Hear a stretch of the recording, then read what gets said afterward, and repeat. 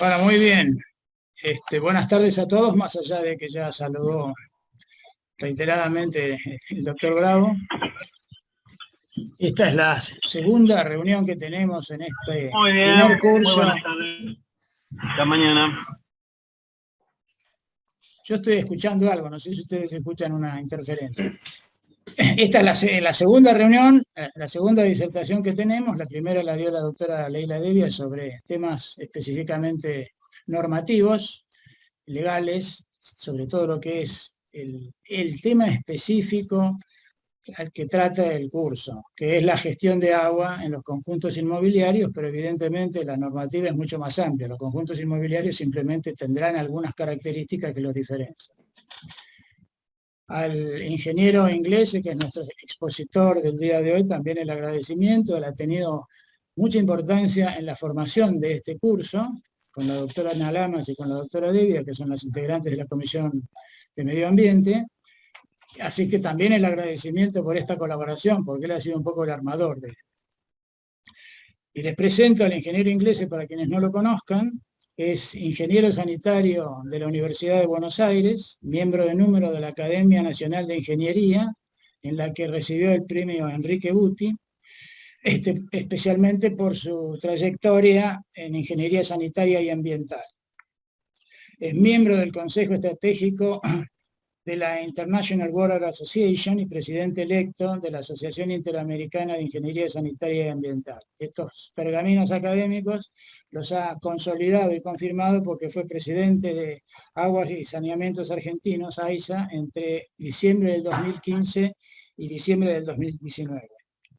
Y es consultor internacional que ha dirigido 800 estudios y proyectos en América Latina y en África, con financiamientos de entidades financieras internacionales como el BID y el Banco Mundial.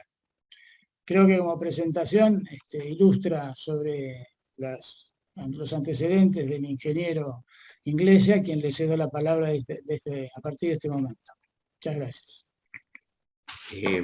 Muchas gracias, doctor Olivero. Efectivamente, y con un impulso inicial de la doctora Ana Lamas, surgió la conveniencia de realizar este curso con estas 4 eventos tocando distintos aspectos de la gestión del agua en forma general en los clubes de campo y barrios cerrados.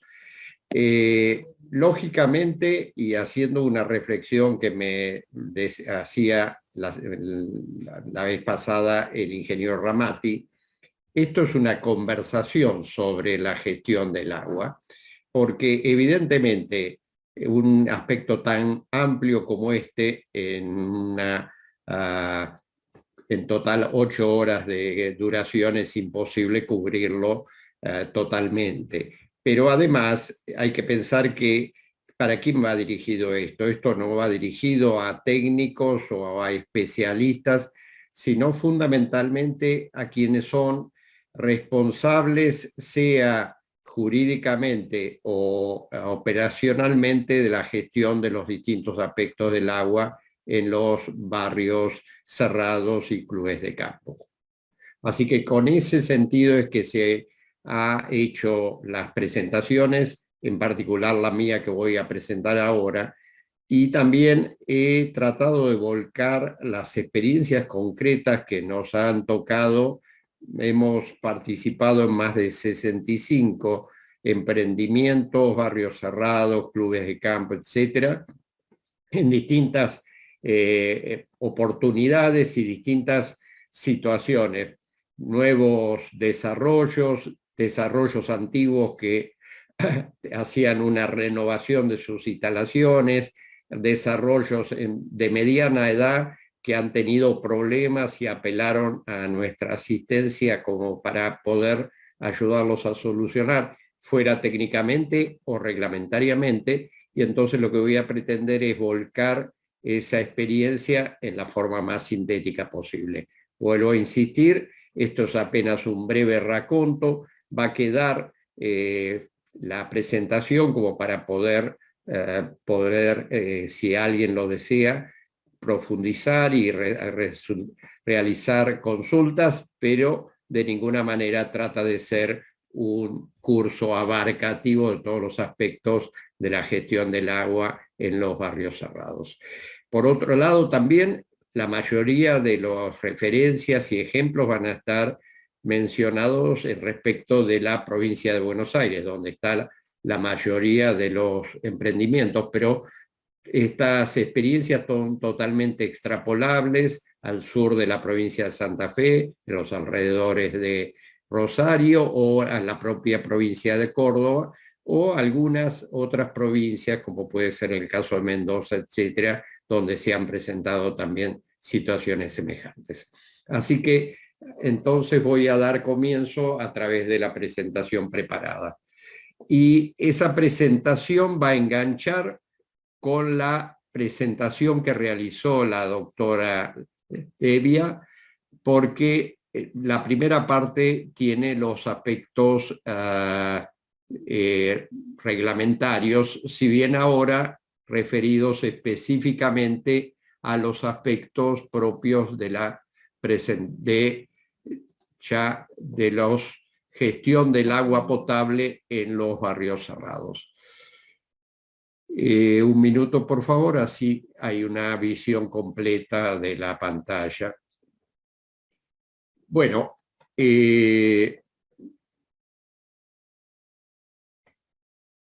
a ver si puedo. Entonces, de los aspectos reglamentarios específicos de la operación de la provisión de agua en la provincia de Buenos Aires podemos mencionar básicamente la ley 5965, ley de protección a las fuentes de provisión y a los cursos y cuerpos receptores de agua y a la atmósfera.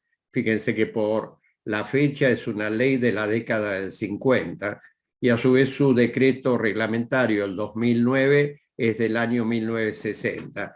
Sin embargo, algunos aspectos que acá he destacado en rojo son fundamentales y siguen siendo totalmente vigentes. Toda instalación estará bajo la vigilancia del propietario, a quien se hace único responsable de cualquier interrupción e infracción en el tratamiento. Y el artículo 38 dice que los propietarios de distintos establecimientos o inmuebles podrán construir o explotar obras externas o instalaciones de depuración individualmente o en común cuando las necesidades así lo requieran. Cada propietario será responsable por sus instalaciones en particular y solidariamente con los otros en lo que respecta a las comunes.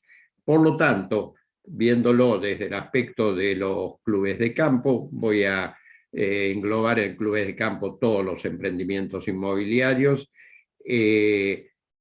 Hay una responsabilidad de quien sea la figura del propietario y además hay una responsabilidad común de todos los que estén englobados en la construcción o en la explotación de estas instalaciones. Por otro lado, ya yendo también a puntos específicos, en la ley 12.257, que es el Código de Aguas, promulgado a fines de la década del 90, y en el decreto 429, uno de los decretos que reglamentó esta ley del 2013, dice, artículo 25, aprovechamiento común. El aprovechamiento de agua para satisfacer necesidades domésticas de bebida e higiene, después vamos a volver sobre este aspecto, en áreas alcanzadas por el Servicio Público de Provisión de Agua Potable, deberá efectuarse en las condiciones que establece la regulación de dicho servicio público, establecidas en el decreto 878 del año 2003 y sus normas modificatorias y complementarias. ¿Qué importancia tiene esto para un club de campo? Que si está en áreas donde puede estar alcanzada por el Servicio Público de Provisión de Agua en forma concreta y presente o potencial y futura, las instalaciones deben realizarse conforme las normas del servicio público. Es decir, que para poder, inclusive, poder realizar un suministro de agua a través de perforaciones propias, es preciso primero que haya una denegatoria de servicio por parte de la entidad que tenga asignada el servicio público de provisión de agua. Y por otro lado, una cosa que también es muy importante para los clubes que hagan una modificación de sus instalaciones o emprendimientos nuevos, que esas instalaciones estén planificadas y realizadas para que el día de mañana, cuando llegue el servicio público, ese servicio pueda ser suministrado por la empresa de servicios públicos. Esto, por un lado, es una obligación, pero también es una ventaja para los clubes de campo.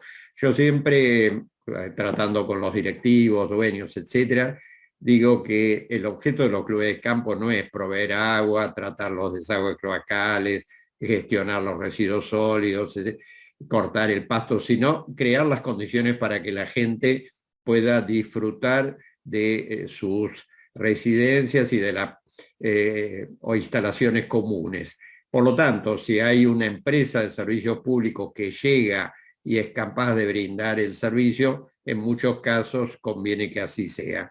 Y por lo tanto, las instalaciones tienen que estar adecuadas para que cuando llegue el servicio público, pueda ser brindado por la compañía que esté a cargo de ellas. Ya yendo específicamente al tema de las perforaciones, dice el artículo 84 en su inciso A, que el caudal factible de ser extraído no comprometa la calidad, capacidad o disponibilidad de la fuente de acuífero. ¿Qué quiere decir esto, en definitiva, en concreto para un club de campo? Que las perforaciones tienen que tener de soporte un estudio hidrogeológico firmado por un hidrogeólogo matriculado, en particular en este caso en la provincia de Buenos Aires. Y también el inciso C dice que el proyecto de la obra se haya previsto la aplicación de dispositivos adecuados que permitan la medición del caudal a erogarse. Esto significa que en los pozos que se realicen con autorización de quien regule el servicio o la extracción de agua del subsuelo, deben tener caudalímetro registrador en cada pozo. Esto es una cosa que suele no encontrarse o encontrarse en condiciones inadecuadas en muchas de las perforaciones de los emprendimientos. Vamos a seguir ahora.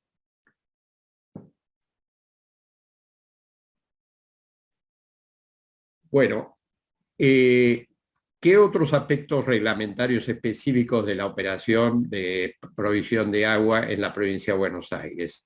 Hay una resolución de fines del año 2019, que es la resolución 2222, que establece las fases de los permisos, sea de obra o de operación, y en este caso particular de extracción del recurso subterráneo. Hay una fase de prefactibilidad hídrica o fase 1, esto es válido para nuevos emprendimientos o para emprendimientos existentes que deciden realizar nuevas perforaciones y que tienen que ser gestionados en conjunto. La prefactibilidad hídrica, o sea, el manejo de las aguas superficiales, el uso del recurso subterráneo y el permiso de vuelco de los efluentes tratados. Antiguamente, o hasta esta resolución, cada uno de los temas, aún en la etapa de prefactibilidad, se gestionaba independientemente, pero a partir de este momento todo tiene que ser gestionado en común, porque también con un concepto que creo que es adecuado, se considera que la gestión del agua está integrada, no son aspectos totalmente independientes. Después hay la segunda fase, la fase 2, que es la de aptitud de o para la obra, y que ya habla específicamente de la factibilidad de las obras proyectadas o ejecutadas. Y esto sí se gestiona por separado. En el caso específico de perforaciones de agua, significa que el permiso para la realización de los pozos o los permisos para renovación de esos de esa capacidad de extraer se puede manejar por separado, y esta es la fase 2. Y finalmente están los permisos, la fase de permisos, fase 3, que es la autorización de las actividades del emprendimiento, o sea, ya de la operación, y que requieren una renovación periódica. Pueden tener vigencia de 3 o 4 años. Esta resolución es muy importante tenerla en cuenta porque es lo que rige ahora, y además en base a ella la Autoridad del Agua es que está realizando las auditorías e inspecciones para comprobar que se tienen los papeles en regla.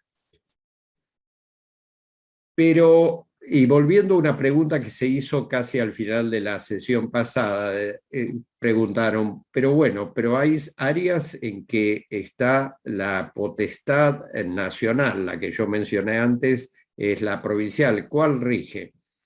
Bueno, acá vale la pena repasar la ley 26.2221 del año 2006, que es del año 2007 exactamente, que aprobó el convenio tripartito de octubre del 2006 entre el Ministerio de Planificación Federal, Inversión Pública y Servicios de la Nación, la provincia de Buenos Aires y el gobierno de la Ciudad Autónoma de Buenos Aires, y que incluyó entre ellas la creación del ente regulador del agua y el saneamiento y el marco regulatorio de la prestación de los servicios de agua y cloacas en las áreas que están comprendidas en este convenio. Ahora enseguida vamos a ver cuáles son ellas. Y a su vez, después ha habido un decreto regulatorio reglamentario de esa ley, que es el 763 del año 2007, donde se fijan las condiciones de prestación del servicio de agua potable y desagües cloacales en el ámbito establecido en el decreto 304. ¿Cuál es ese ámbito? Lo vemos en la siguiente diapositiva.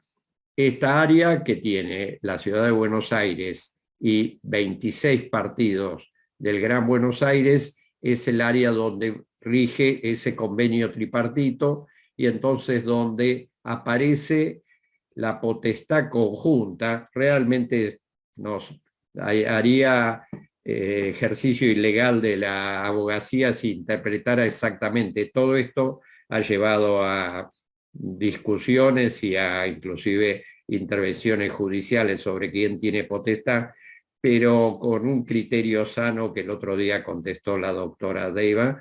En definitiva, hay que adecuarse a la exigencia, a la normativa más exigente.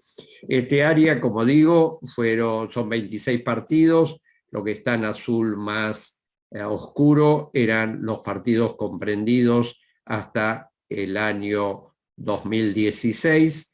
Los partidos que están en un azul más claro y celeste fueron los que se incorporaron a partir del 2016 hasta junio del 2018, que son Escobar, San Miguel, Malvinas Argentinas y José C. Paz, Presidente Perón, Moreno, Merlo y Florencio Varela, y finalmente en el año 2018 el Partido de Pilar. El Partido de Pilar tiene una situación particular que después me voy a referir. Es importante porque muchos clubes están incluidos en ello. Pero en definitiva, en este área que pertenece a la provincia de Buenos Aires, salvo la Cava, tengo la intervención conjunta, por un lado, de la Administración del Agua, del ADA, y por otro lado, del ente regulador del agua y el saneamiento, que es de naturaleza nacional. Y lamentablemente no hay una coherencia unívoca entre la normativa. Después esto lo vamos a ver con mayor detalle. Recordamos entonces que la ley y el decreto reglamentario de la provincia de Buenos Aires indica que si hay servicio público o puede haber servicio público en el partido que corresponda, hay que hacer la consulta para ver si existe la posibilidad real o potencial de que den el servicio. Y entonces, ¿cuáles son los prestadores en la provincia de Buenos Aires? Bueno, por supuesto, uno es AISA, que abarca todos los partidos que mostré. El otro es Aguas Bonaerenses Sociedad Anónima, en una cantidad de otros partidos que están fuera de ese área, caso General Rodríguez, caso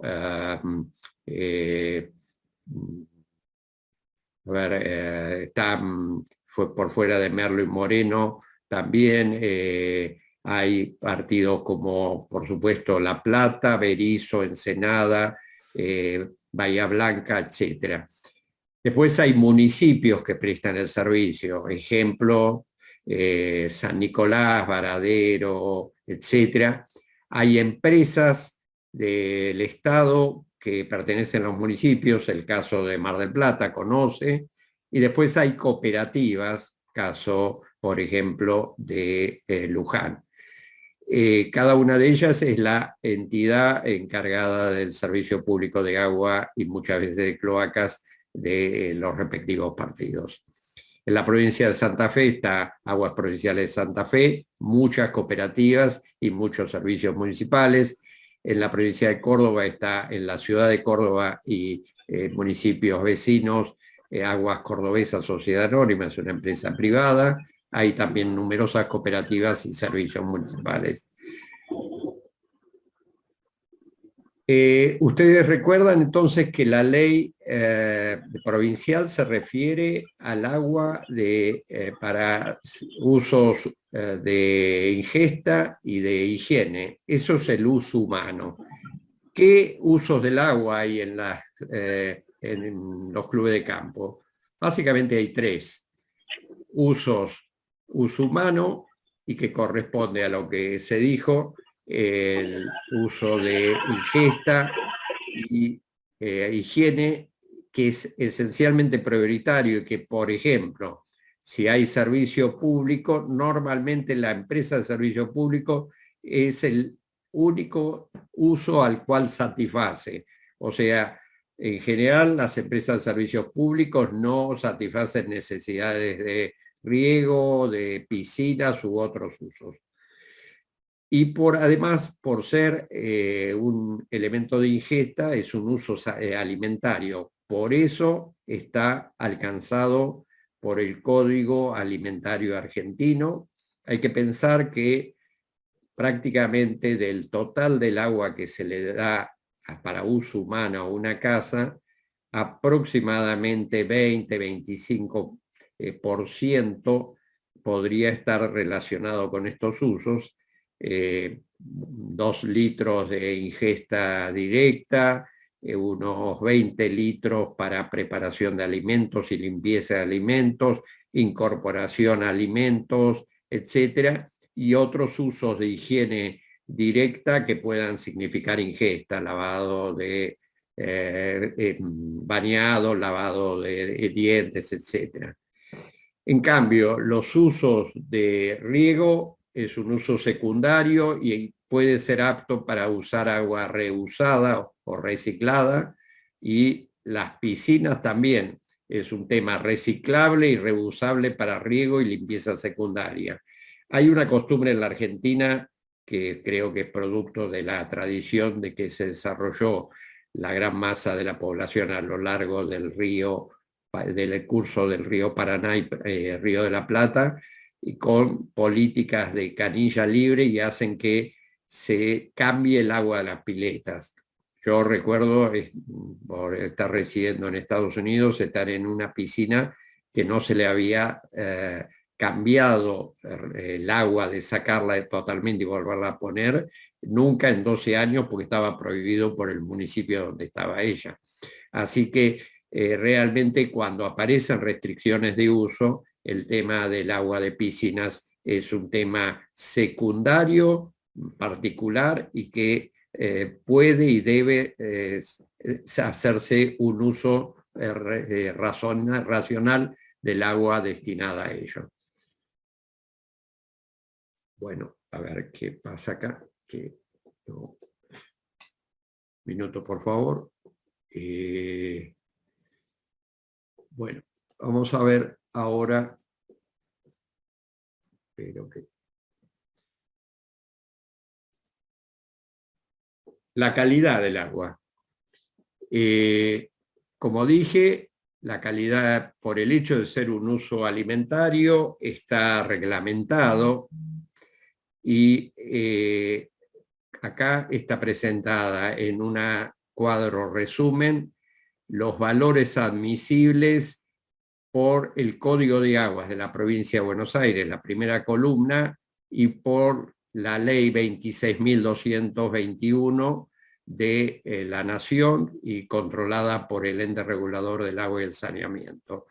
Hay muchos valores coincidentes, como ustedes verán, pero hay temas como la turbidez que no coinciden, el tema del cloro libre que debe tener, que tampoco coincide, el tema del color, el tema de los fluoruros, el tema del hierro, el tema del manganeso, el tema de los nitratos, que suele ser una fuerte discusión.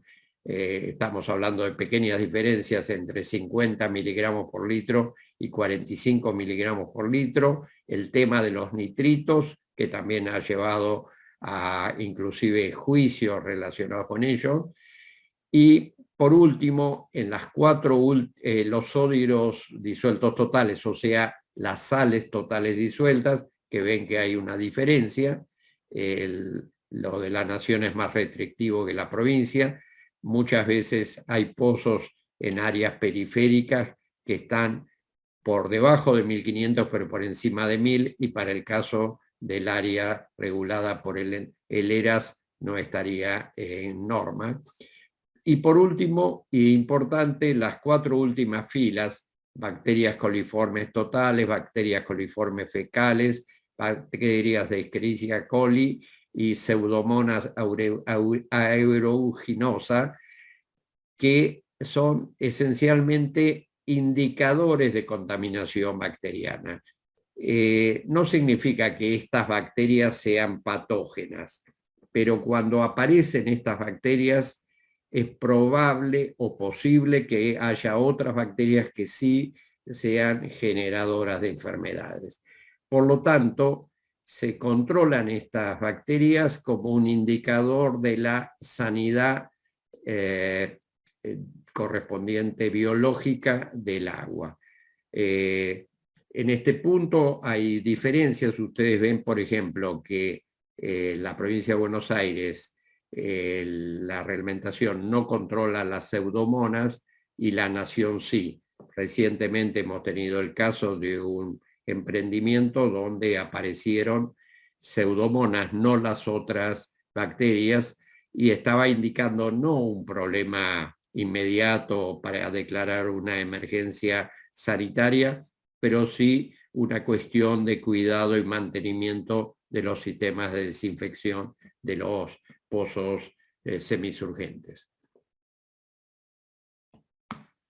No sé qué está pasando, bueno, ahora sí. Hablamos de la calidad del agua que debe suministrarse y a los vecinos, o que deben tener los propios pozos si son pozos individuales. Ahora vamos a hablar de la cantidad. La dotación media del área servida en el área metropolitana de Buenos Aires, lo que denominamos AMBA, es de 337 litros habitante día. Esto es, a nivel de la línea municipal de la casa, el servicio público le está suministrando eso. Esto corresponde a un servicio con sistema prácticamente no medido, solo un 12% de las conexiones tienen medidores, y un sistema tarifario que no penaliza adecuadamente el derroche. Para poner en perspectiva este valor, podemos hacer comparaciones con consumos en la región, no irse a otros países o otras realidades. La provincia de Corrientes, en la Argentina, tiene una media de 200 litros por habitante y día. Montevideo, que climáticamente, socioeconómicamente y ediliciamente es muy parecida a Buenos Aires, tiene 180 litros por habitante y por día. Santiago de Chile tiene 192 litros por habitante y por día, y además ahora está en peligro de sufrir racionamiento por problemas de el cambio climático y la desaparición de glaciares que está sufriendo.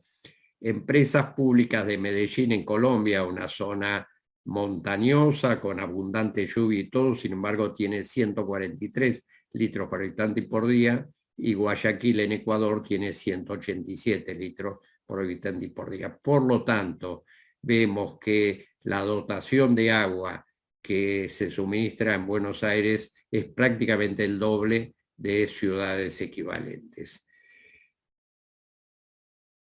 Todo eso es producto del tema de la reducida cantidad de medición que hay en la área bonaerense y también en la parte sur de la provincia de Buenos Aires. Pero eso no es igual en todo el país.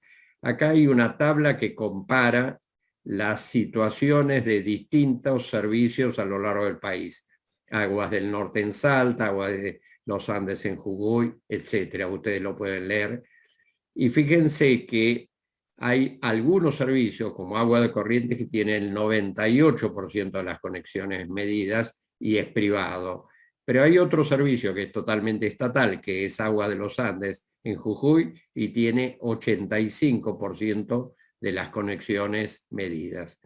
El promedio de medición en el país es del 40%, era en 2015, ha variado relativamente poco, aumentando, pero poco entre el 2015 y el día de hoy, estará en el orden del 47-48%, pero el promedio de los servicios pertenecientes a entes estatales es del 34%, mientras que el promedio de los servicios privados es del 72%. Esto marca que evidentemente es un aspecto que influye muchísimo en los costos y que además un club de campo que es privado debe tenerlo en cuenta. Bueno, pero poner medidores y no tener un sistema tarifario adecuado a eso es como poner medidores de nafta muy especializados y después cobrar la nafta a 10 pesos el litro. No valdría la pena mantener ese medidor, porque la propina que se le da al que pone el combustible sería mayor que lo que cuesta el combustible. Esto que estoy diciendo no es una teoría, me tocó vivirlo ya en la década del 90 en Venezuela. La mayoría de los surtidores de nafta no andaba el medidor porque lo que uno le daba de propina al que ponía la nafta era más que el propio costo de la nafta. Acá hay un ejemplo de un servicio municipal que tiene, y que entonces hay un primer escalón que es hasta 25 metros cúbicos por mes, estos son valores mensuales, y que tiene un valor de 35, después viene un escalón superior y finalmente un escalón 3 mucho mayor, que prácticamente multiplica por 50% el valor unitario del metro cúbico de agua. Significa que entonces hay un escalonamiento más un valor fijo, de manera de incentivar el uso racional del agua. Bueno, pero hablamos, cuando les mostré antes en una diapositiva, las áreas comprendidas por el servicio regulado por el ERAS, era una mancha de 26 municipios, pero en la realidad de esos 26 municipios, solo lo que se aprecia acá en un color gris es donde realmente está servido.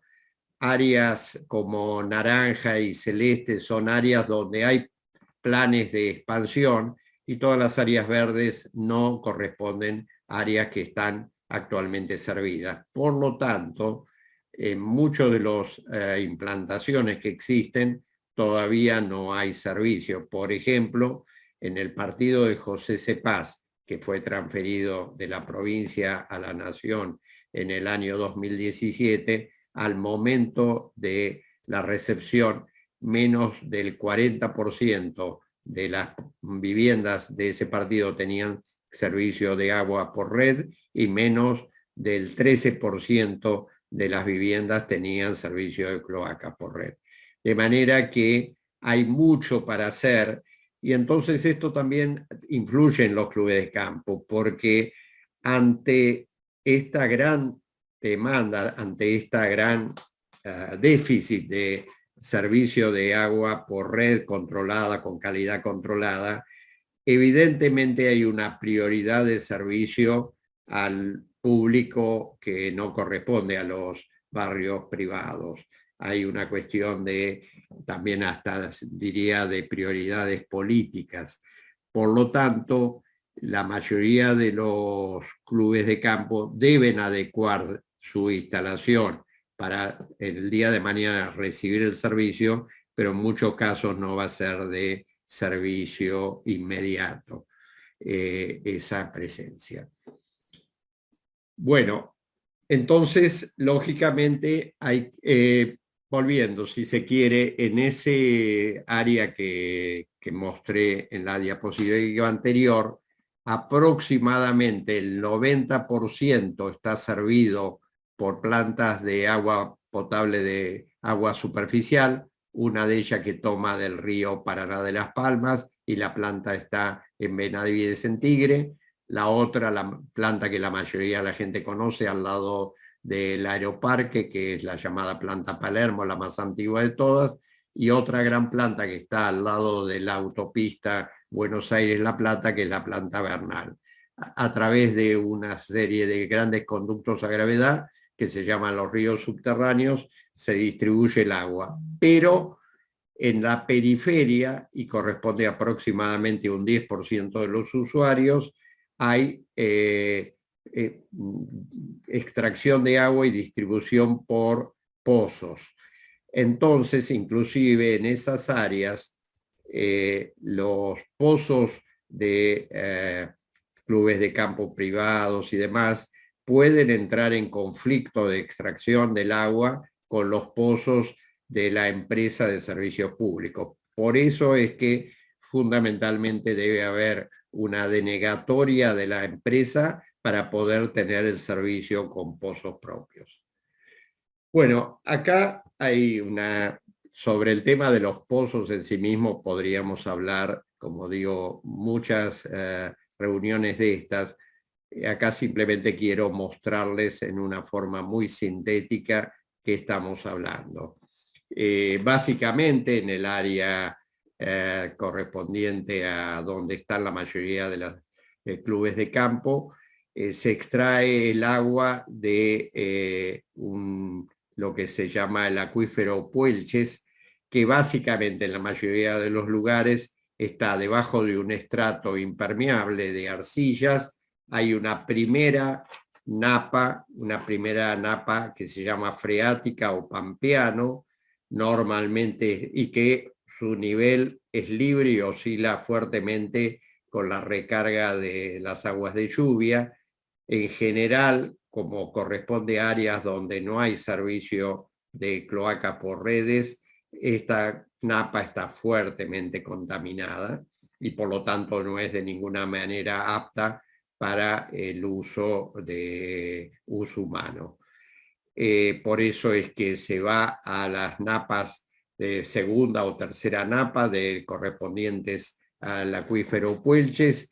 Este acuífero, que por suerte es un acuífero potente y en general tiene calidades adecuadas al consumo humano, está debajo de, como decía, una napa impermeable, y si no hay perforaciones mal realizadas, hay una separación entre la napa freática y de la napa del agua del Puelches, y por lo tanto no existe contaminación y esta agua es adecuada. Pero cuando hay pozos mal realizados donde no se ha realizado adecuadamente el sellado entre la napa freática y la napa inferior, se produce descenso de agua de esta napa freática hacia abajo y se contamina el agua del acuífero Puelches. Por lo tanto, tanto por la salud propia como de los propietarios de los clubes, como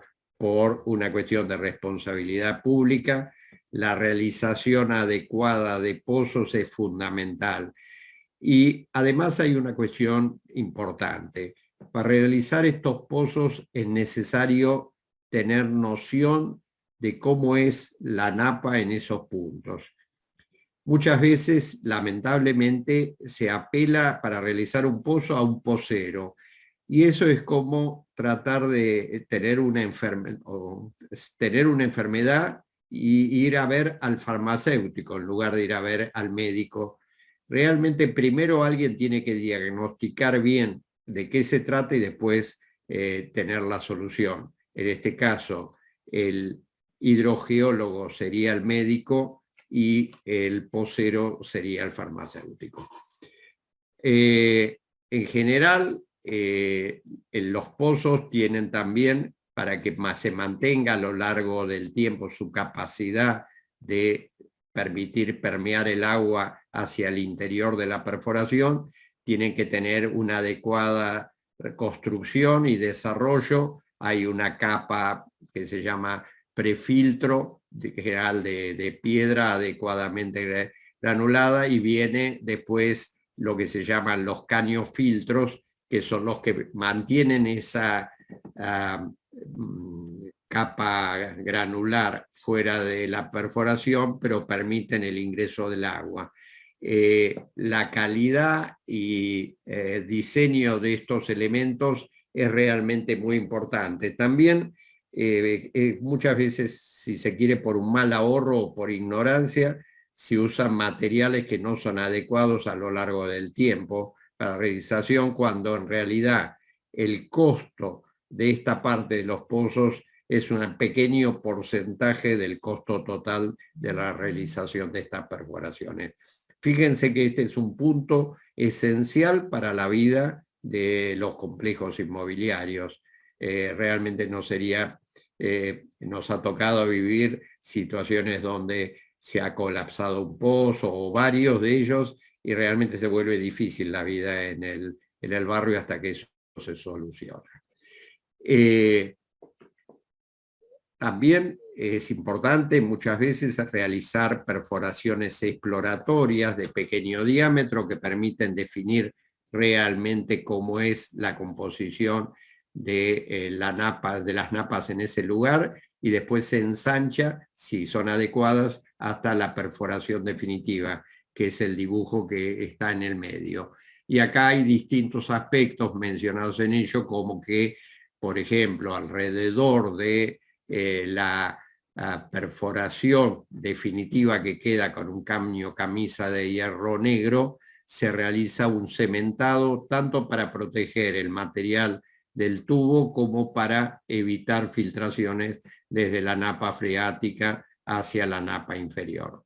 También en este caso está mencionado que el filtro es de acero inoxidable, tipo Johnson, etcétera, que son los de mejor calidad, y realmente con perforaciones realizadas de esta manera y bien mantenidas, porque las perforaciones también tienen que tener mantenimiento, se puede gozar del agua de ellas a lo largo de muchas decenas de años.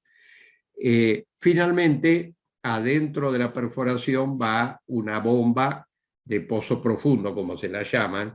La particularidad de estas bombas es que en general tienen que tener una presión relativa elevada, pero tienen pequeño diámetro. La presión de las bombas está en función de su velocidad de giro y del diámetro. Entonces, como se necesita presión, pero no puede tener gran diámetro, normalmente estas bombas son bombas en serie que tienen una gran cantidad de etapas.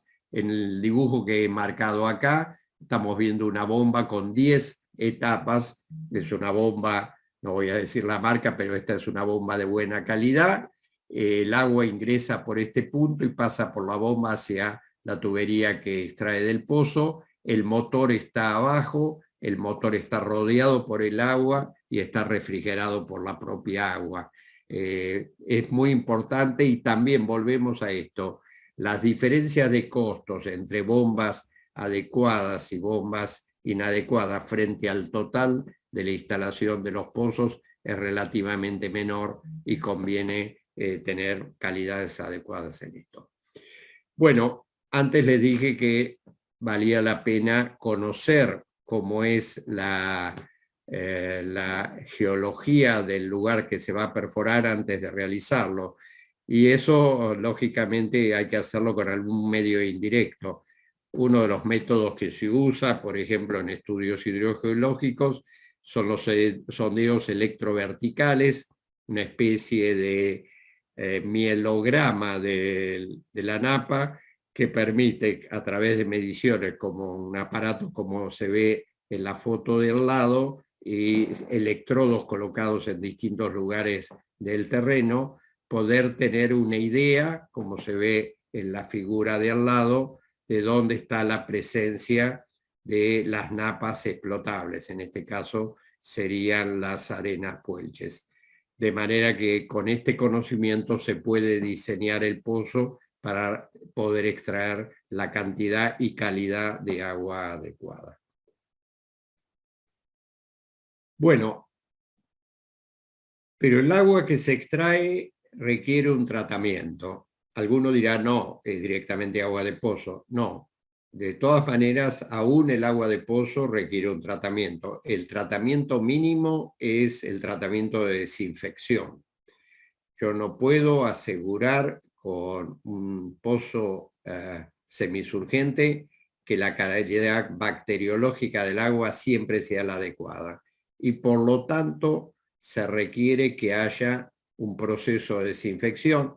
Lo habitual de la desinfección es con algún elemento que produzca cloro, básicamente en la mayoría de las instalaciones de clubes y más se utiliza hipoclorito de sodio, es lo que llamamos lavandina concentrada. Es el mismo producto que sirve también para la lavandina, simplemente con otros niveles de concentración, y tanto la provincia como la nación controlan la cantidad mínima de cloro residual, cloro libre residual que queda.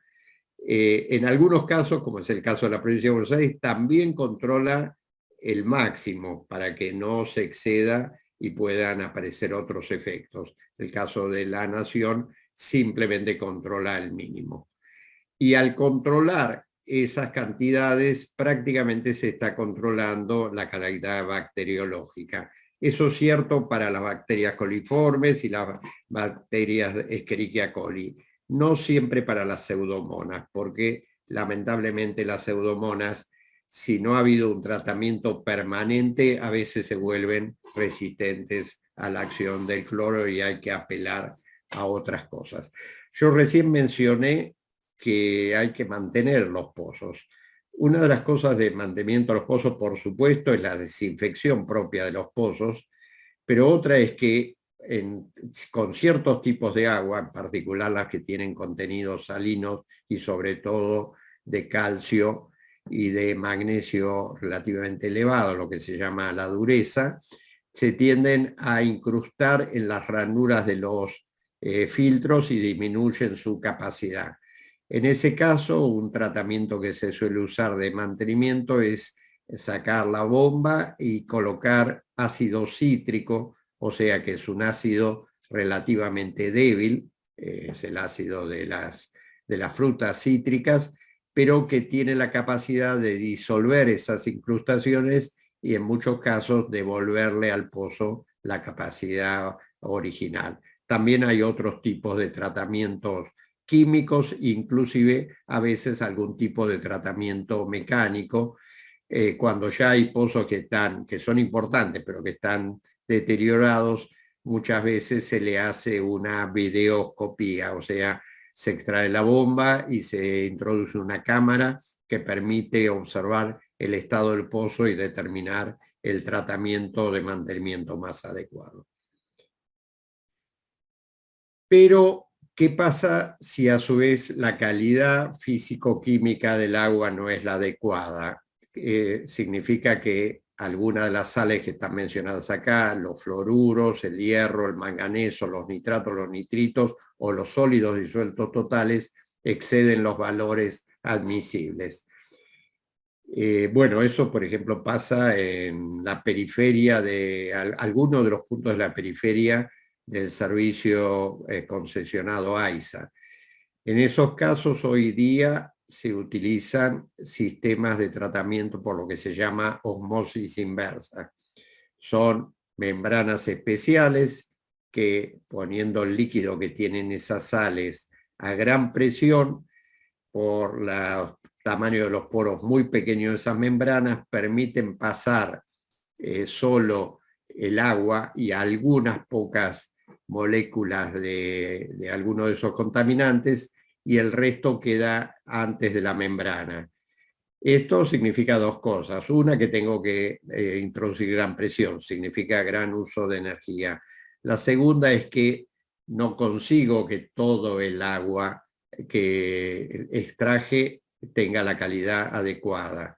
Si extraje 100 litros de agua, con los mejores sistemas de tratamiento es posible que consiga un 60 litros de agua adecuada, y me quedan 40 litros de agua concentrada, que además de tener que disponer de mayor cantidad de agua, tengo el problema de disponer ese desagüe, ese residuo.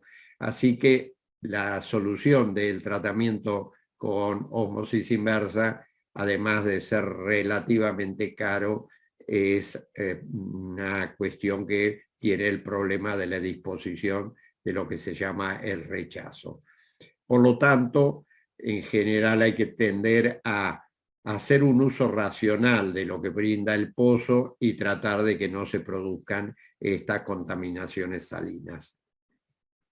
Acá hay unas fotos de distintos sistemas que podrían llegar a ser adecuados para un club de campo. El de la izquierda vertical es más reducido, el de la derecha ya son sistemas que están, por ejemplo, de este tipo tiene AISA en algunos lugares del Partido de la Matanza para dar servicio público con calidad de agua. Lo que se hace es, esa agua que se trata se mezcla con el agua de los pozos en lugares de mezcla y se consigue mantener los niveles de sales debajo de los valores admisibles sin tener que suministrar todo el agua tratada.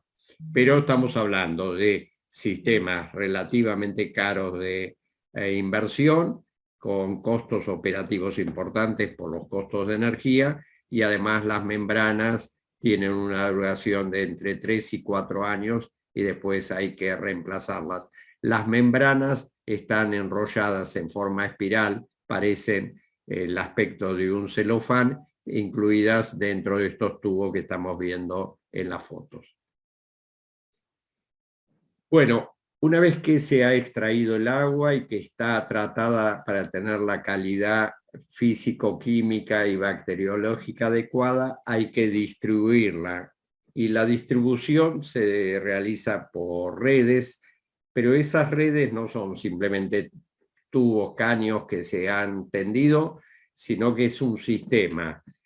En general, acá hay un pequeño ejemplo de un emprendimiento realizado con un diseño típico de un club de campo, y lo que se observa en un celeste acá son las tuberías, y lo que podemos ver, por un lado hay doble tubería, hay una de cada lado de vereda, pero además todas ellas forman mallas cerradas, de forma que se asegure, por un lado, que el agua que se suministra no está estancada en un ramal, y por otro lado, que si hay un problema con los elementos de maniobra, que son válvulas, esto que se ven acá son distintas válvulas, permiten parcializar las áreas y que no se interrumpa nada más que el servicio en una zona localizada. Inclusive, a veces se puede seguir brindando el servicio por el otro extremo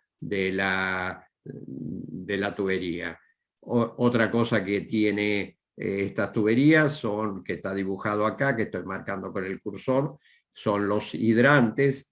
Sirven, por un lado, para, en caso de incendio, poder conectarse las motobombas y suministrarle agua, dependiendo de la presión que tenga el sistema, a veces directamente pueden ser conectarse mangueras a esos hidrantes. Por otro lado, cuando se va a hacer el mantenimiento de las tuberías que se cortan, hay que desaguar, así que aparecen cámaras de desagüe y limpieza, esto que está dibujado acá, y además también es una buena práctica operativa el vaciado y limpieza de las tuberías en forma periódica, de manera de asegurar la calidad bacteriológica del agua que se distribuye. Además, hay que mantener la presión. Este punto, por supuesto, por un lado está el hecho propio del servicio. Hay instalaciones y clubes de campo que el agua llega a una cisterna obligatoria en la entrada de la propiedad. En otros casos, directamente el servicio está suministrado con la presión de distribución. Pero no es solo por la calidad del servicio, sino también por la calidad del agua, que es necesario mantener presiones mínimas. Las tuberías están enterradas en la tierra, muchas veces por razones de la lluvia o de napas altas, están rodeadas de aguas que pueden estar contaminadas. Si la presión interior de la tubería es superior a un valor determinado, en general, si hay alguna rotura, pérdida, el agua va a salir y no va a entrar y contaminarla. Por lo tanto, el mantenimiento de las presiones mínimas en una red, además de dar un buen servicio, significan una buena calidad del producto.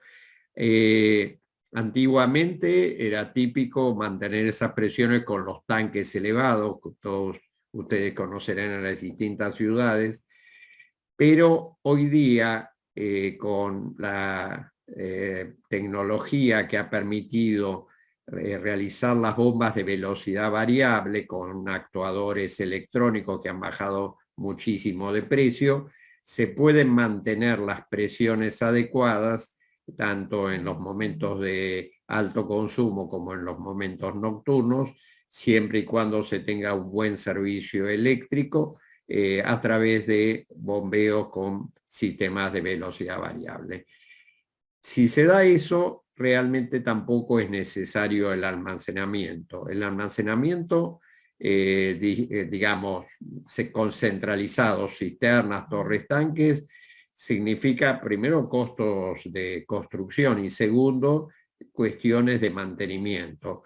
Si se extrae el agua de pozos, el almacenamiento es directamente la napa. En la medida en que cuente con un adecuado sistema de energía eléctrica, no necesito tener cisternas concentradas. Sin embargo, las cisternas localizadas en cada casa, por un lado, aseguran un servicio mínimo ante una emergencia de corte, y por otro lado, sobre todo, planchan los picos de consumos y permiten un mejor servicio general, simplemente para que la coincidencia de consumos en ciertos horarios no haga que descienda demasiado la presión. Y en general, los clubes de campo en la provincia de Buenos Aires están en áreas planas, pero en otros lugares que nos ha tocado trabajar donde hay diferencia de niveles, no es uniforme, y entonces los puntos elevados se quedan sin agua mucho antes que los puntos bajos. Así que asegura una buena y equitativa distribución del servicio el hecho de que haya cisternas en cada vivienda. Por lo tanto, para emprendimientos nuevos o emprendimientos que deciden realizar instalaciones centralizadas de agua, como en muchos casos clubes antiguos que deciden tener un servicio de calidad y controlado, es una buena práctica exigir la presencia de cisternas individuales en cada una de las casas.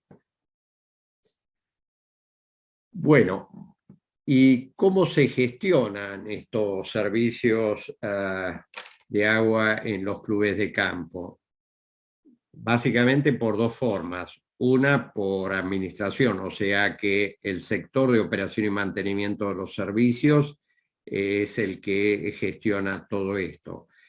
Ahora, con la breve descripción que he hecho de cada uno de los componentes del servicio, ustedes se dan cuenta que son sistemas, por un lado, relativamente complejos y por otro lado, de una responsabilidad importante. Lamentablemente ha pasado casos de contaminaciones, sobre todo bacterianas, así numerosos casos de, por ejemplo, gastroenteritis, algunos casos de hepatitis y demás. Yo mencionaba al iniciar que hay un caso en una municipalidad del Gran Buenos Aires donde hay un proceso penal al ex intendente y al secretario de Servicios Públicos y otros funcionarios por un caso de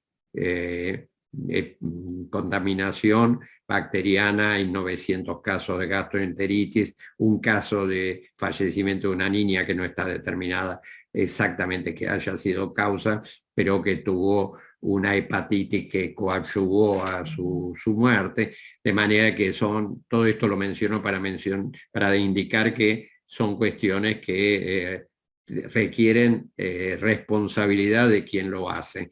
Está el propietario o la comisión de vecinos o quien sea la figura que cumple ese rol y tiene en cabeza esta responsabilidad. Y después hay otros casos donde la gestión se hace por contrato, no es concesión. Muchas veces se habla concedo el servicio, no. La ley dice que el propietario sigue siendo el responsable. Ha hecho un contrato y el contratista le tiene que asegurar y él tiene que controlar cómo es la calidad del servicio, pero lamentablemente no se saca la responsabilidad de sus espaldas. Sin embargo, es más fácil que haya un mejor control y una mejor gestión con una compañía especializada que con simplemente personal de mantenimiento que está ocupado de los temas de la jardinería, la albañilería, etcétera, y además de paso se tiene que ocupar de cómo funcionan los sistemas de provisión de agua. Y cuando hay esos contratos, a veces hay contratos de gestión integral del agua, el servicio de agua y cloacas, lo van a ver la próxima exposición, el tema de las cloacas, que si se quiere todavía es más complejo que el tema del agua, o si no puede haber gestión parcial, operación de los pozos, operación de las plantas, etc. Bueno, ¿cómo es el control de calidad de los servicios? Por un lado, ya hablamos antes de los entes de control. En la provincia de Buenos Aires es la Administración del Agua, que es la autoridad de policía designada por el Código de Aguas para ese control. En el área metropolitana aparece el ente regulador de agua y saneamiento, pero en forma concomitante también hoy día está controlando el OPDS, el Organismo para el Desarrollo Sustentable, es el encargado, el que tiene el poder de policía ambiental, pero se considera que también la gestión del agua es parte del sistema ambiental, y también ha aparecido desde hace 2 o 3 años la Dirección Provincial de Ordenamiento Territorial. E inclusive están haciendo auditorías conjuntas entre la ADA, el OPDS y la DEPOUT. De manera que, por otro lado, en el caso del OPDS, que es quien supervisa la emisión de los permisos de las aptitudes ambientales, en general en las evaluaciones de impacto ambiental bien realizadas, tienen un sistema de gestión ambiental, o sea, cómo es el control de la operación de los distintos aspectos ambientales. En ese punto hay un aspecto de monitoreo de la calidad del agua, y en forma indirecta entonces el OPDS también controla el cumplimiento del sistema de monitoreo. No tanto el del estricto cumplimiento o no de los valores admisibles, pero sí la gestión del sistema de provisión de agua. Bueno, la normativa de control ya la mencioné antes, en general en la provincia es el decreto 878 del 2003 y en el caso específico del AMBA es el decreto reglamentario de la ley nacional, el decreto 763 del 2007.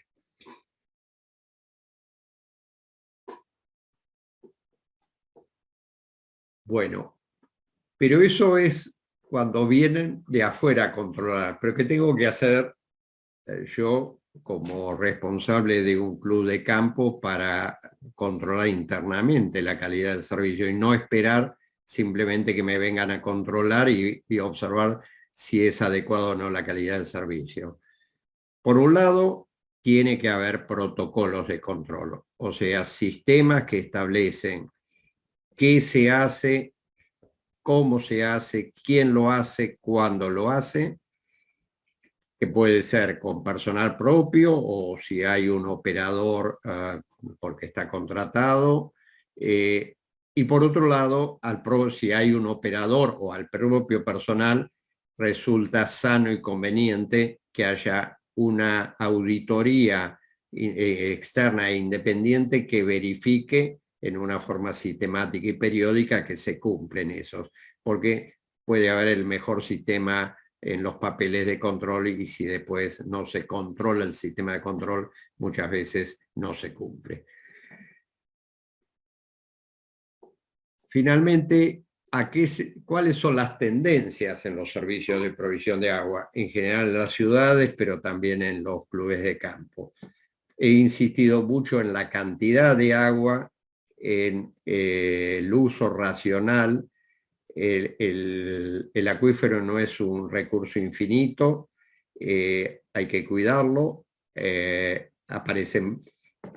hacer el uso irracional, se deprime el acuífero y aparecen dos problemas. Por un lado, contaminaciones salinas de lentes que si con un uso racional no llegarían hasta el punto de extracción, y por otro lado, contaminaciones bacterianas de la napa superior que al haber menor presión en la napa inferior ingresan en ella. Por otro lado, está el control de la energía. Hoy día, lamentablemente, seguimos teniendo valores de energía que no reflejan los verdaderos costos, pero les puedo mencionar que el mayor consumidor de energía eléctrica del área metropolitana es AISA, y en nivel nacional está en cuarto lugar después de YPF, después de la fábrica de aluminio de Aluar y después de la acería eléctrica de Ternium en San Nicolás. O sea, después de 3 empresas industriales, el cuarto consumidor de energía eléctrica de la Argentina es la empresa de agua del área metropolitana.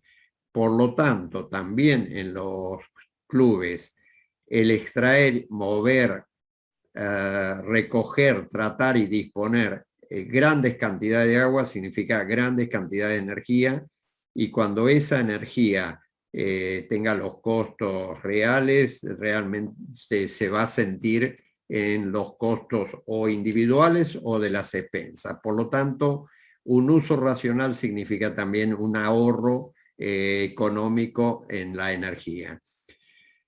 Una de las cosas que también hay una tendencia es el uso de medidores inteligentes. ¿Qué son medidores inteligentes? Medidores que pueden mandar la señal de lo que están midiendo por métodos en general informáticos, y que como también es una tendencia en los clubes a que haya una distribución de fibra óptica para todos los servicios de comunicaciones, de seguridad, de cámaras y demás, resulta cada vez más fácil poder volcar sobre esas redes de fibra óptica las señales de medidores. ¿Y para qué sirve esto? Simplemente para ahorrarse la persona que una vez por mes tiene que ir a ver cuánto se consumió. No, la verdad que con eso no se paga. Pero el saber continuamente cómo está el consumo permite racionalizar tanto los funcionamientos de las bombas, bajar los consumos de energía, reducir los reclamos de usuarios por cortes o por baja presión del servicio, y inclusive últimamente algunos medidores han incorporado algunas cosas, como es el caso de una empresa dinamarquesa que le ha incorporado con muy bajísimo costo adicional sensores acústicos a los medidores, y entonces a la noche siente los ruidos. Hay un programa inteligente y por la variación de los ruidos detecta las pérdidas. Entonces sabe que entre el lote 527 y el 528 hay una pérdida y se va a reparar antes que se siga perdiendo agua, que esa agua deteriore otras tuberías, otras instalaciones, eventualmente que llegue a sótanos y demás. Y esto que estoy mencionando también forma parte de una tendencia. Acabamos realmente en un sistema existente de 12 pozos en el sur de la provincia de Buenos Aires a especificar para que se hiciera un sistema inteligente de manera de tener la información, en ese caso por las distancias, la conveniencia fue a través de sistemas de telefonía celular, de estar transmitiendo las condiciones de funcionamiento de los pozos, el caudal, la presión, si está funcionando, si se sobrecargó, si se paró por calentamiento, etcétera, en una pequeña central que en definitiva es prácticamente una laptop que está donde está el servicio de vigilancia, y además ese mismo sistema genera alarmas especiales cuando lo merecen, que le aparecen directamente en el teléfono celular del encargado del servicio y del gerente general de ese complejo. Por lo tanto, hoy día han bajado muchísimo los costos de implementar esto. Hace 10, 15 años esto era una cuestión que solo empresas industriales se podían dar el lujo. Hoy, con sistemas así, clubes de campo, son los costos muy, muy reducidos. Se está usando también en ciudades de tamaño intermedio. Estamos trabajando con una municipalidad de la provincia de Buenos Aires. En la implementación tienen 50 pozos de este tipo de servicio, y realmente son de las cosas que se pagan solas porque el conocimiento de lo que está pasando permite un uso racional y sobre todo ahorros. Bueno, creo que ya los he saturado con una cantidad de información y quedo a disposición ahora para que realmente puedan hacer las preguntas que consideren adecuadas. Bueno, muchas gracias, ingeniero. Le paso 3 preguntas. Vamos por la primera, si le parece bien. ¿Es necesario llevar un registro periódico sobre los valores del agua de los pozos? Sí, no solo es necesario, es conveniente. Realmente no tener ese tipo de control es estar jugando, si se quiere, una ruleta rusa. Viene una inspección y uno tiene los registros y demuestra que tiene un sistema de control.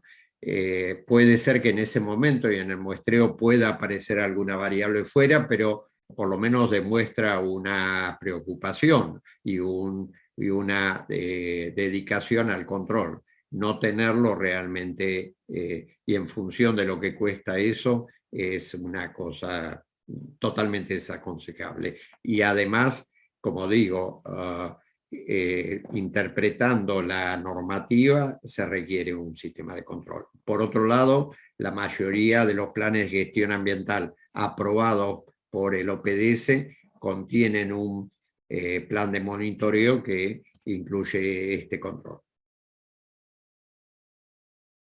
Le hago la segunda. Muchas gracias, ingeniero. La segunda es, ¿qué autoridad tiene la municipalidad en el control de agua para consumo y vuelcos? Es el caso cuando la entidad tiene red de agua y tratamiento de vuelcos propios. Está muy discutido eso, pero es una actividad concomitante. Y acá voy a hacer ejercicio ilegal de la abogacía y cualquier abogado que esté presente me puede rebatir, pero en realidad tiene una actividad concomitante en el control. No puede poner multas, no puede imponer sanciones, clausuras, a menos que comprobar una situación gravísima. No sé, van a hacer mediciones y detectan cólera, vibrio colérico. Bueno, ahí cualquier ciudadano tendría la obligación de exigir la interrupción del servicio. La municipalidad lo que puede hacer es colaborar con los controles que haga la ADA o el ERAS. Muy bien, la siguiente. En una de las primeras filminas me pareció entender que en el club de campo se debe prever la instalación de red para el día que exista red pública o privada que provea el agua. Esto puede, por ejemplo, demorar 10 años. Luego de 10 años, ¿cuál es el estado de esos caños? Les voy a decir algo. Yo vivo en Recoleta y las instalaciones que me dan agua fueron realizadas entre 1915 y 1920 en esta área. Y están brindando, si son bien ejecutadas, bien proyectadas, bien ejecutadas y bien mantenidas, los sistemas de provisión de agua pueden durar decenas o en algunos casos centenas de años. Así que no es un motivo, no es, cuidado, la cuestión es esta, muchos clubes deciden hacer un sistema centralizado de agua porque supone un mejor control de la calidad del agua, haciendo una cantidad de pozos se puede controlar y se puede desinfectar adecuadamente, se puede controlar la presión, etc. Y en ese caso, lo que significa en esos partidos donde hay servicio público, que es en la denegatoria del servicio inmediato, normalmente lo que se dice es que va a llegar o no se dan fechas, pero sí que el sistema que se realiza con materiales, con instalaciones definidas por la empresa de servicios públicos y que además el día que ella llegue se conecte. Les voy, porque el público, les voy a comentar un caso, uno de los más grandes. Nordelta nació con una planta de tratamiento de agua, pero proyectada para que esto fue año 98, 99. La primera casa se empezó a construir en el año 2000, etcétera, y finalmente en el año 2016 llegó el servicio de AISA. Las instalaciones estaban preparadas, se cortó la operación de la planta de agua y se conectó el servicio externo al servicio de las redes de Nordelta, de forma que fuera a cargo de AISA ese servicio. Creo que es la política adecuada pensar de esa manera. Prácticamente no hay diferencias de costos. Ahora mismo, tres emprendimientos de Escobar van a reemplazar sus servicios propios por servicios brindados por AISA, pero ya los sistemas están preparados y con materiales aptos, porque también hay que pensar en el futuro, volviendo a este tema de la filosofía de para qué están los clubes de campo y cuál es también la función de las autoridades. Si yo consigo que no solo lleguen a la puerta del club y reemplazo nada más que los pozos por un servicio público, pero consigo que acepten la instalación y que directamente la operen y que facturen a los propietarios y que si hay momentos de problema se llame, como pasa con las instalaciones eléctricas. Evidentemente para el propio club creo que es una ventaja no tener las responsabilidades y los reclamos. Todos los que están en comisiones directivas y que están a cargo de estos servicios conocerán los reclamos, como para que no se tenga en cuenta eso en el momento de planificar o de reformar los sistemas. Muy bien, vamos con la siguiente.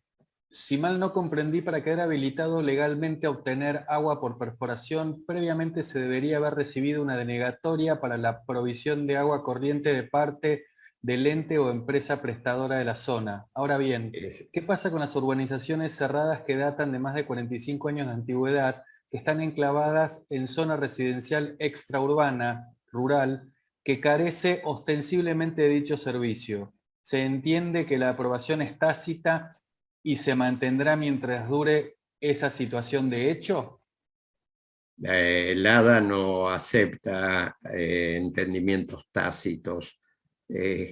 Tendrá que pedirle a la municipalidad, a quien sea el responsable de ese partido de la prestación del servicio, si está en no zona extraurbana, le van a denegar y con ese papel se integra en el pedido de prefactibilidad al ADA. Muy bien. La siguiente. ¿Cuándo los niveles de arsénico superan los permitidos por el Código Alimentario Argentino? ¿Cuál es la gestión que usted considera adecuada? ¿Son confiables los filtros que se ofrecen en el mercado como PSA u otras marcas como opción para el vecino?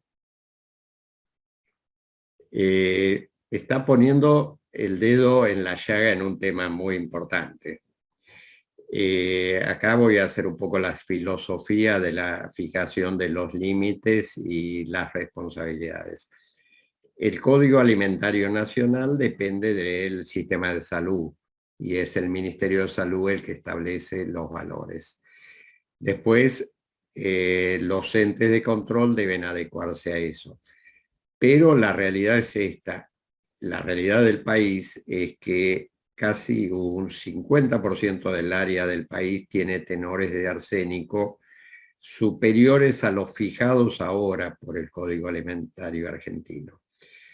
Y el hecho de llevarlos a esos valores significan instalaciones como esta que mostré de osmosis inversa muy importantes. Algunos lugares típicos, por ejemplo, del norte, noroeste de la provincia de Santa Fe, sur del Chaco, zonas del sur de Córdoba, áreas del noroeste de la provincia de Buenos Aires, como General Villegas y demás, que ahí hay tenores importantes, mayores que los permitidos anteriormente. Lo que han es puesto sistemas comunitarios de tratamiento del agua de bebida, porque tampoco tiene sentido que yo trate todo el agua para sacarle el arsénico para después usar el 80 o el 90% de esa agua para lavar el inodoro, para lavar la ropa o para lavar la vereda, ¿no? Ni al sistema cloacal, ni a la vereda, ni a la ropa le hace nada un tenor superior de arsénico. Por eso hay que ser muy cauto. A raíz de esto, la Secretaría de Recursos Hídricos de la Nación encargó un estudio del hidroarsenicismo en la Argentina. Los resultados de ese estudio están listos desde mediados del año pasado, pero no se han dado a conocer, porque el tema es muy, muy delicado. Por lo tanto, recomendación práctica. Yo creo que si se está en los tenores de valores de arsénico permitidos antes de esta última reforma del Código Alimentario Argentino, mantenerse con eso, tenerlo registrado con adecuados análisis, y es posible soportar cualquier embate respecto de esto. Esto que estamos hablando es un tema que no solo toca a los clubes de campo, la toca la propia AISA, la toca APSA, la toca Aguas Provinciales de Santa Fe, etc. De manera que hay jugadores mucho más grandes que lo que puede ser un club de campo que están en la misma situación, del mismo lado del mostrador. Así que lo que yo recomiendo ahí es, una cosa es tener, voy a exagerar, 0,5 miligramos por litro de arsénico, ahí hay que hacer algo. Otro es tener los valores anteriores y otro es pretender tener el 0,001%, que realmente en muchos casos es técnica y económicamente imposible. Por otro lado, siempre hay que pensar cuál es el efecto de todo esto. Y lo da, me ha tocado ser perito en este tema, y todo esto se basa en recomendaciones de guías y recomendaciones, no normas, porque muchas veces se habla de normas y no son normas, son guías y recomendaciones de la Organización Mundial de Salud.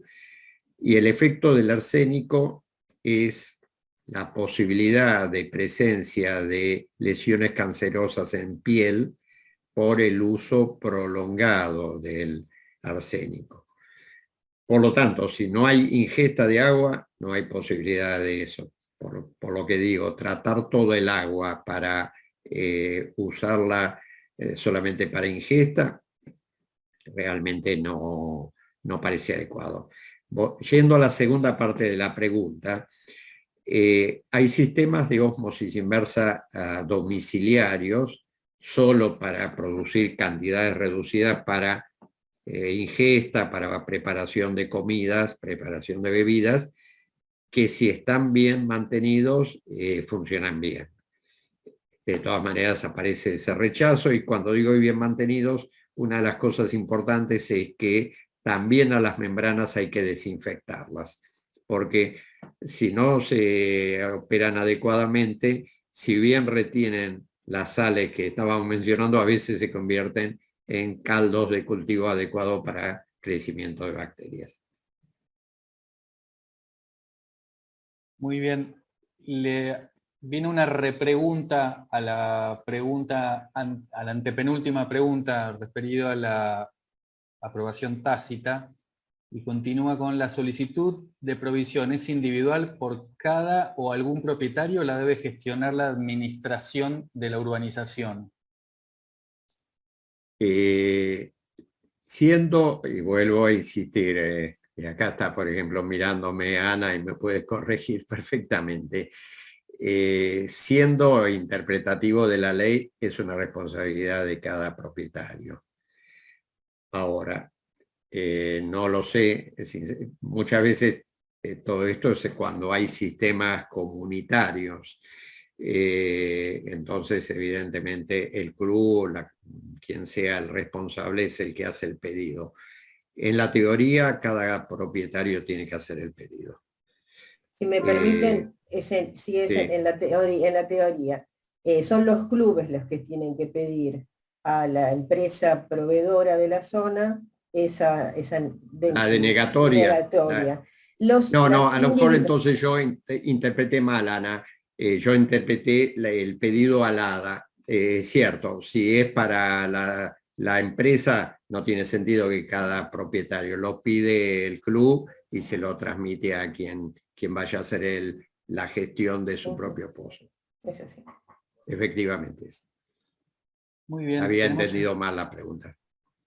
Tenemos un par más. ¿Se podría saber el nombre o el tipo de tecnología que el ingeniero nombró para detectar pérdidas de agua en red? Sí, hay varias ya, pero la que lo originó es una empresa dinamarquesa que se llama Kamstrup, que fue la primera que desarrolló esos medidores de agua inteligentes con detección sónica de las pérdidas. Okay. Muy bien. ¿Qué responsabilidad tiene el Club de Campo por el servicio brindado por la empresa pública AISA, ya sea de agua para el consumo o cloacal? Depende de dónde le da el servicio. Si se lo da a cada casa, es una responsabilidad de la empresa. Si se lo da en entrada del club, el club es responsable por las instalaciones internas. Por supuesto, AISA, la conozco un poco, tiene un sistema permanente de control de calidad, tiene más de 470 puntos distribuidos en el área metropolitana y se hacen más de aproximadamente 27.000 muestreos anuales. Mantiene la calidad, pero que mantenga la calidad a la entrada del club, si yo tengo la operación de la red, de las redes y más, no significa que a nivel del consumidor esa calidad se mantenga. De manera que yo tengo que, a su vez, controlar qué pasa de la instalación de medición en puerta del club para adentro. Esto sería casi equivalente a la instalación eléctrica. Edesur, si me entrega en media tensión en la entrada, no se va a hacer responsable si después hay un problema en la instalación interna del club. Muy bien, tenemos dos más, si le parece a... Sí, sí. Bueno, la recomendación práctica para manejarnos con los niveles de arsénico que ya salen desde el Puelche, ¿aplica también para los niveles de nitratos? Me río porque, bueno, por muchas razones tuve que participar en este tema. Yo diría que no. El tema de arsénico, como dije, está en estudio y discutido. El tema de nitratos, no. La realidad es esta. El tema de los nitratos viene por el tema de los nitritos y a su vez el tema de los nitritos está relacionado con las poblaciones sensibles, que son los bebés menores de 6 meses y las mujeres embarazadas. Realmente no hay caso detectado o declarado de metahemoglobinemia, que es digamos, la patología que aparece por consumos elevados de nitritos en la provincia de Buenos Aires desde el año 85, y de esto sé porque ha habido un largo juicio al respecto. Pero, de todas maneras, la ley es la ley. Todos los que son abogados me pueden... si yo, y volvemos también a esto, a la vereda, al pasto, a la ropa, al auto, etcétera, los nitratos no le hacen nada. Inclusive a las personas, digamos, a los adultos tampoco. Uno come un salamín y ingirió unas 100 veces la cantidad de nitrato que puede llegar a adquirir por el agua. Sin embargo, como es un tema regulado, yo creo que si son clubes que tienen así un sistema común, lo que pueden hacer es una campaña de concientización y decir, si hay temas de bebés o hay temas de mujeres embarazadas tanto, hay que tener estos cuidados. Inclusive a veces algunos servicios lo que han hecho es poner a disposición de esa gente agua en bidones adecuada para en esas situaciones. Con esas políticas yo lo que estoy haciendo es siendo cauto en ese sistema. No me asegura el 100%, porque lamentablemente a veces se hacen estas cosas también con criterios o muy juridicistas o a veces políticos. Entonces, pero el tomar este tipo de precaución, de difusión y a su vez de sustitución para alguno que lo necesite, me resguarda por lo menos en un gran parte de la responsabilidad de este tipo de problemas. Muy bien. ¿Alguno de los que están participando tiene alguna pregunta más? Porque en el chat no hemos recibido otras. Matías, si me permitís, quisiera Sí, hacer cómo no, alguna doctora. aclaración, porque yo no quiero jugar al ingeniero y el ingeniero no quiere jugar al abogado, entonces me voy a permitir algo. Alguien preguntó si las municipalidades pueden inspeccionar. Acá el tema es que a las municipalidades les encanta jugar a ser ambientalistas y tienen muy pocas atribuciones en esto. pero de todos modos dictan ordenanzas y a veces van por el lado de la contaminación del ambiente con sanciones. Entonces, por ejemplo, sancionan sobre un vuelco a la calle, por ejemplo, de un cloacal. Suelen hacerlo. La real autoridad de aplicación del tema de agua es la Autoridad del Agua de la Provincia de Buenos Aires. Ellos son los únicos realmente que pueden sancionar, y sobre la Autoridad del Agua está ACUMAR. La Autoridad de Cuenca, Matanza, Riachuelo tiene una ley que es la 26168 que está por arriba de la Autoridad del Agua y por arriba de OPDS, que ahora es Ministerio de Ambiente de la provincia.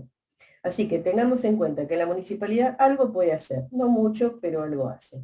ADA es la que puede multar, la que puede de todo, puede clausurar, puede hacer lo que quiera, lo mismo puede hacer ACUMAR, y también existe ahora otro invento del Ministerio de Ambiente de la Nación que se llama la Brigada Ambiental, que está yendo por todos lados en este momento también, queriendo poner las cosas en orden, por decirlo de alguna manera.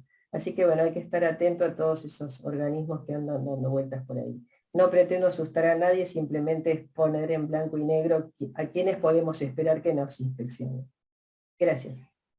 Yo agregaría, porque esto que ha introducido Ana es muy importante, que además de la licencia de permisos, de extracción, vuelco, de la licencia ambiental, también es cada día más imprescindible la licencia social.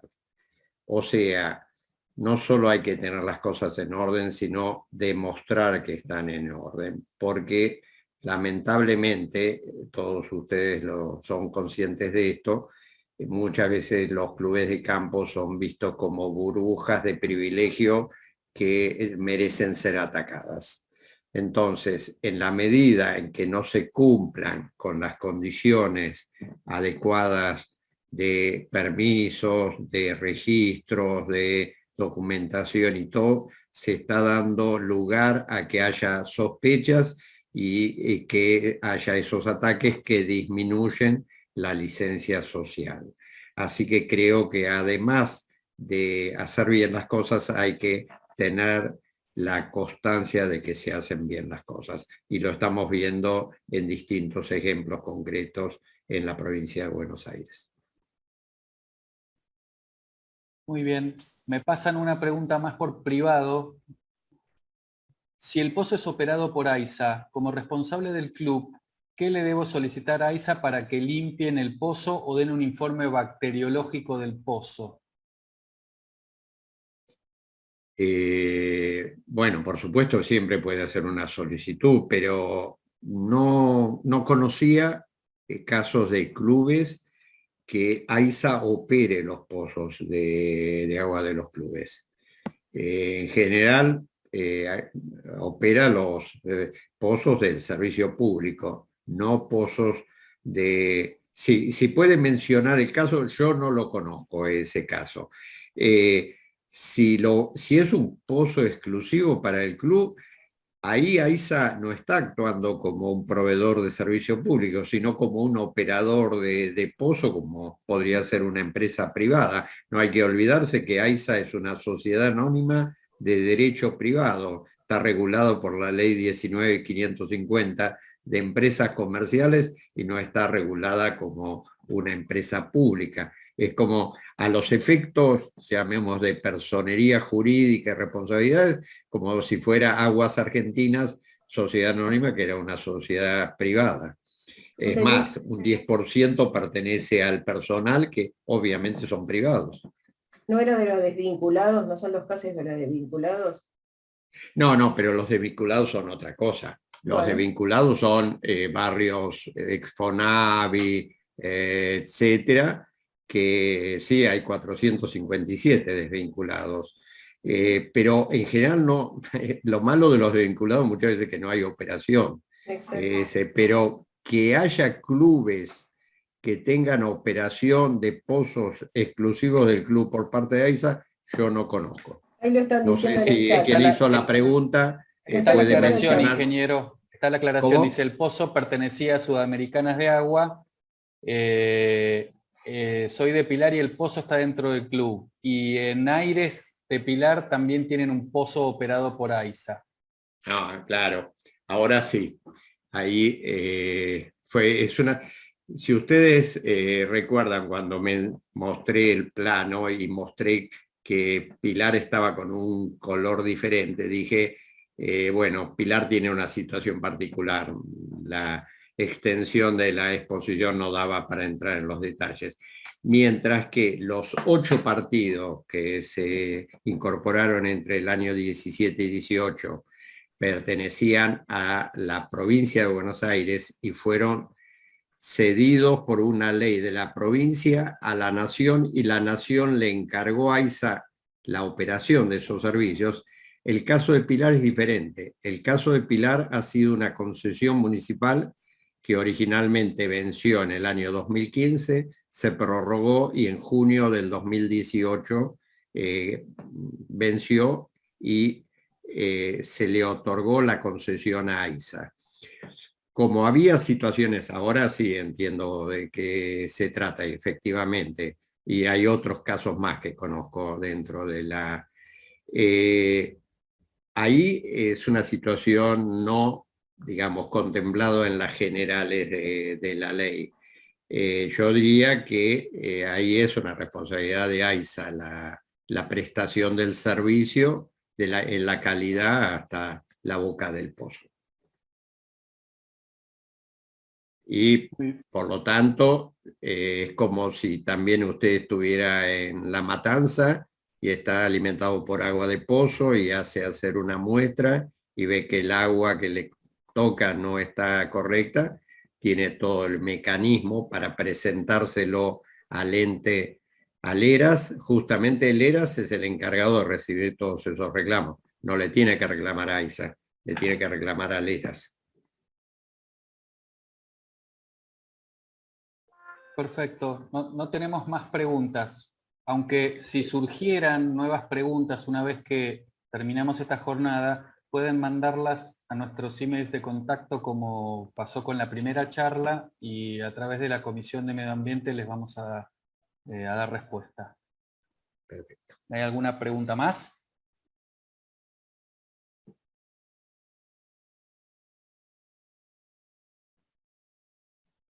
Bueno. La doctora Vidal de Lamas quiere dar unas palabras finales.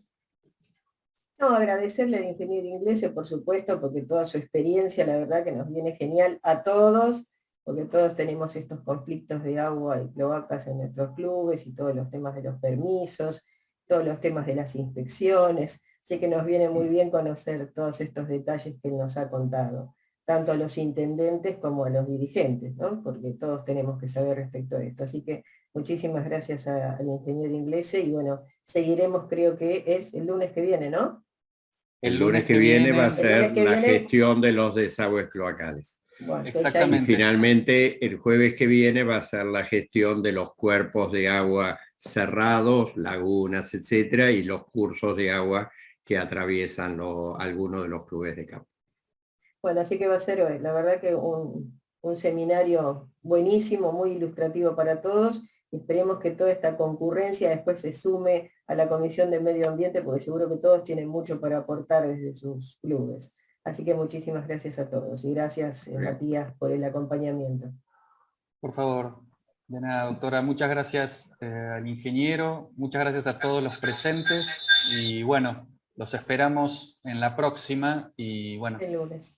damos por finalizada la jornada.